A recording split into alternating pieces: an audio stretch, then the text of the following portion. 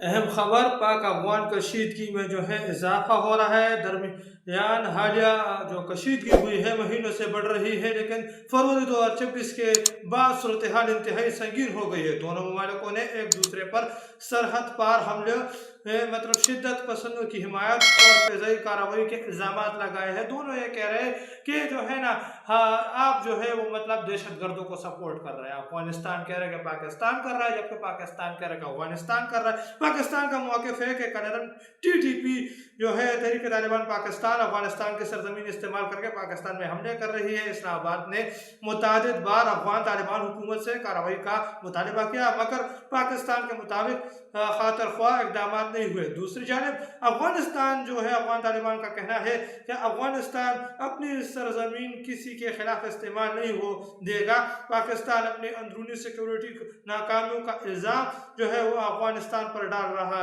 ہے، اور جو بنو کے اندر حملہ ہوا تھا نا، ابھی حالیہ میں جو بنو پر اٹیک ہوا تھا، بنو حملہ کشیدگی کا موڑ بنا پاکستان اور افغانستان کے درمیان۔ 9 مئی 2026 کو خیبر پختونخوا کے ضلع بنو میں ایک خوفناک حملہ ہوا، بارود سے بھری گاڑی پولیس جو پوسٹ ٹکرا گئی۔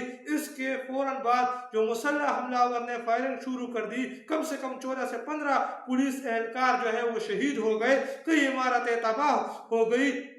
پاکستان نے اس حملے کا الزام افغانستان میں موجود شدت پسندوں پر لگایا اور افغان سفارتکاروں کو طلب کر کے سخت احتجاج ریکارڈ کرایا۔ پاکستان کی جانب سے پر فضائی حملہ فروری 2026 میں پاکستان نے افغانستان کے مختلف علاقوں میں فضائی حملے کیے۔ رپورٹس کے مطابق کابل، کندہار، پاکتیا، ننگرہار میں مبینہ شدت پسند ٹھکانوں کو نشانہ بنایا گیا۔ پاکستان حکام کا دعویٰ تھا کہ طالبان کے درجنوں مراکز جو ہے نا وہ تباہ کر دیے گئے، جو ٹی ٹی پی ہے طالبان جو ہے نا ان کے کئی جنگجوؤں کو مار گرا گیا، سرحد چوکیوں کو نقصان پہنچایا گیا۔ افغان طالبان کا رد عمل تھا۔ افغانستان نے ان حملوں کے بعد پاکستان سرحدی چوکیوں کو پر جوابی کارروائی کی۔ افغان وزارت دفاع نے کیا کہ پاکستان جو فوجی چوکیوں کو نشانہ بنایا گیا، پاکستان فوج کو نقصان پہنچا، یہ کارروائیاں دفاعی رد عمل تھے۔ اوپن وار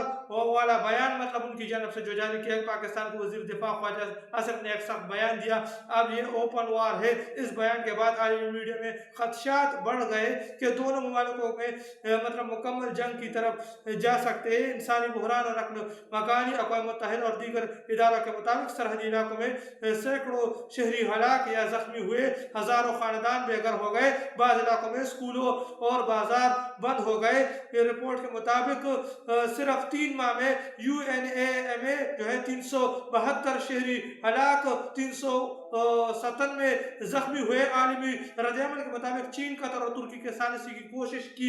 یورپی یونین کے دونوں ممالکوں سے تعامل کا مطالبہ کیا ہے۔ عالمی سطح پر خدشات ظاہر کیے گئے ہیں کہ یہ تنازع پورے خطے کو متاثر کر دے گا، تو یہ عالمی سطح پر بھی اس پر تشویش کا اظہار کیا جا رہا ہے۔ موجودہ جو رجیم ہے نا اور جو افغان طالبان، ان کے درمیان حالات انتہائی کشیدہ ہو چکے ہیں، حالات انتہائی دن بہ دن خراب ہو رہے ہیں، اور یہ مکمل رپورٹ آئی ہے عالمی رپورٹ کے پاکستان اور افغانستان کے بھی حالات خراب ہو رہے ہیں۔ ایک طرف جو ہے وہ ایران کی سچویشن ہے، دوسری طرف پاکستان کی سچویشن ہے، اور اس سچویشن نے پورے خطے کو خطرے میں ڈال دیا ہے۔